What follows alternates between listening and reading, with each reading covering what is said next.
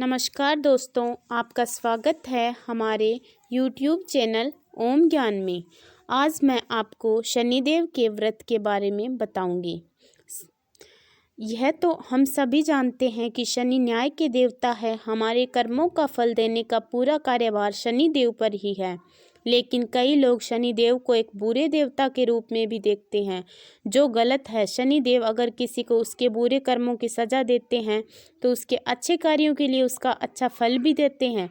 शनि महान है, उनकी छत्र छाया में आए हर इंसान का कल्याण होता है। शनिदेव के व्रत करने की विधि। यह पूजा और व्रत शनिदेव को प्रसन्न करने हेतु किया जाता है। काला तिल, तेल, काला वस्त्र, काली उड़द शनिदेव को अत्यंत प्रिय है। इनसे ही पूजा होती है। शनिवार का व्रत यूं तो आप वर्ष के किसी भी शनिवार के दिन शुरू कर सकते हैं, परंतु श्रावण मास में शनिवार का व्रत प्रारंभ करना अति मंगलकारी है। इस व्रत का पालन करने वाले को शनिवार के दिन प्रातः ब्रह्म मुहूर्त में स्नान करके शनिदेव की प्रतिमा की विधि सहित पूजन करना चाहिए। शनि भक्तों को इस दिन मंदिर में जाकर शनिदेव को नीले लाजवंती का फूल, तिल, तेल, गुड़ अर्पण करना चाहिए। शनिदेव के नाम से दीपक भी जलाना चाहिए। शनिवार के दिन शनिदेव की पूजा के पश्चात उनसे अपने अपराधों एवं जाने अनजाने में जो भी आपसे पाप कर्म हुआ हो उसके लिए क्षमा याचना करनी चाहिए। शनि महाराज की पूजा के पश्चात राहु और केतु की पूजा भी करनी चाहिए।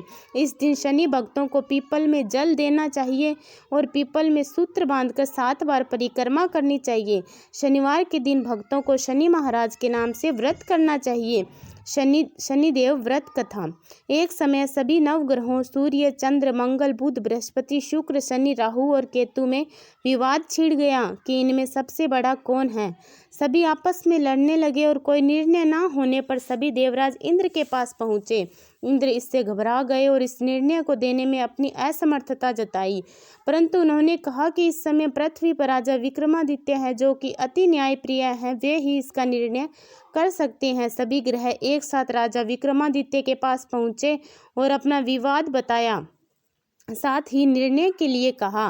राजा इस समस्या से अति चिंतित हो उठे, क्योंकि वे जानते थे कि जिस किसी को भी छोटा बताया वही कुपित हो उठेगा। तब राजा को एक उपाय सूझा। उन्होंने स्वर्ण, रजत, कांस्य, पीतल, सीसा, रांगा, जस्ता, अभ्रक और लोहा से 9 सिंहासन बनवाए और उन्हें इसी क्रम से रख दिया। फिर उन सभी से निवेदन किया कि आप सभी अपने अपने सिंहासन पर स्थान ग्रहण करें। जो अंतिम सिंहासन पर बैठेगा वही सबसे छोटा होगा। इस अनुसार लोहा सिंहासन सबसे बाद में होने के कारण शनिदेव सबसे बाद में बैठे तो वे ही सबसे छोटे कहलाए। उन्होंने सोचा कि राजा ने यह जानबूझकर किया है। उन्होंने कुपित होकर राजा से कहा, राजा तू मुझे नहीं जानता। सूर्य 1 राशि में 1 महीना, चंद्रमा 2.25 महीना 2 दिन, मंगल 1.5 महीना, बृहस्पति 13 महीने व बुध और शुक्र 1-1 महीने विचरण करते हैं, परंतु मैं 2.5 से 7.5 साल तक रहता हूँ। बड़े बड़ों का मैंने विनाश किया है। श्री राम की 7.5 आने पर उन्हें वनवास हो गया। रावण की आने पर उसकी लंका को बंदरों की सेना से परास्त होना पड़ा। अब तुम सावधान रहना। ऐसा कहकर कुपित होते हुए शनिदेव वहां से चले गए। अन्य देवता खुशी खुशी चले गए। कुछ समय बाद राजा की 7.5 आई। तब शनिदेव घोड़ों के सौदागर बनकर वहां आए। उनके साथ कई बढ़िया घोड़े थे। राजा ने यह समाचार सुन अपने अश्वपाल को अच्छे घोड़े खरीदने की आज्ञा दी। उसने कई अच्छे घोड़े खरीदे व एक सर्वोत्तम घोड़े को राजा को सवारी हेतु दिया। राजा जो ही उस पर बैठा वह घोड़ा सरपट वन की ओर भागा। भीषण वन में वह पहुंच अंतर्ध्यान हो गया और राजा भूखा प्यासा भटकता रहा। तब एक ग्वाले ने उसे पानी पिलाया। राजा ने प्रसन्न होकर उसे अपनी अंगूठी दी। वह अंगूठी देकर राजा नगर को चल दिया। वहां अपना नाम उज्जैन निवासी विक्का बताया। वहां एक सेठ की दुकान पर उसने जल इत्यादि पिया और कुछ विश्राम किया। भाग्यवश उस दिन सेठ की बड़ी बिक्री हुई। सेठ उसे खाना इत्यादि कराने खुश होकर अपने साथ घर ले गया। वहां उसने खूंटी पर देखा कि एक हार टंगा है, जिससे खूंटी निकल रही है। थोड़ी ही देर में पूरा हार गायब हो गया था। तब सेठ ने आने पर देखा कि हार गायब है। उसने समझा कि विक्का ने ही उसे चुराया है। उसने विक्का को कोतवाल के पास पकड़वा दिया। फिर राजा ने भी उसे चोर समझकर हाथ पैर कटवा दिए। वह चेरंगिया बन गया और नगर के बाहर फेंकवा दिया गया। वहाँ से एक तेली निकल रहा था, जिसे दया आई और उसने विका को अपनी गाड़ी में बिठा लिया। वह अपनी जीभ से बैल को हाँकने लगा।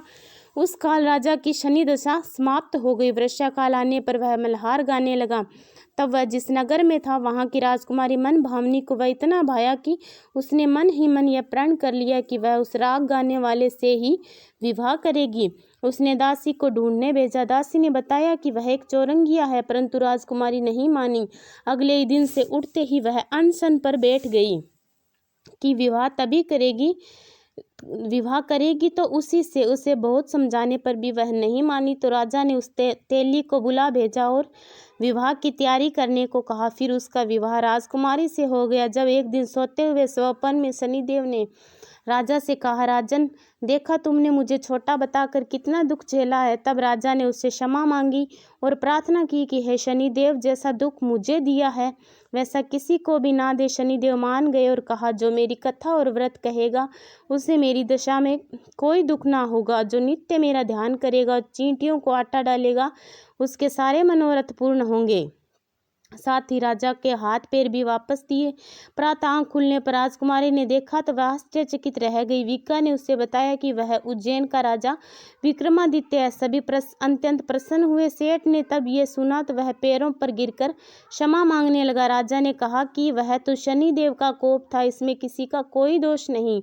सेठ ने फिर भी निवेदन किया कि मुझे शांति तब ही मिलेगी जब आप मेरे घर चलकर भोजन करेंगे। सेठ ने अपने घर नाना प्रकार के व्यंजनों से राजा का सत्कार किया। साथ ही सबने देखा कि जो खूंटी हार निगल गई थी वह अब उसे उगल रही है। सेठ ने अनेक मोहरे देकर राजा का धन्यवाद किया और अपनी कन्या श्री कंवरी से पाणी ग्रहण का निवेदन किया। राजा ने सहर्ष स्वीकार कर लिया। कुछ समय पश्चात राजा अपनी दोनों रानियों मन भावनी और श्री कंवरी को साथी सहित दहेज सहित लेकर उज्जैन नगरी को चले। वहां पूर्ववासियों ने सीमा पर ही उनका स्वागत किया। सारे नगर में दीपमाला हुई, वह सब ने खुशी मनाई। राजा ने घोषणा की कि मैंने शनिदेव को सबसे छोटा बताया था कि असल में वो ही सब सर्वोपरि है।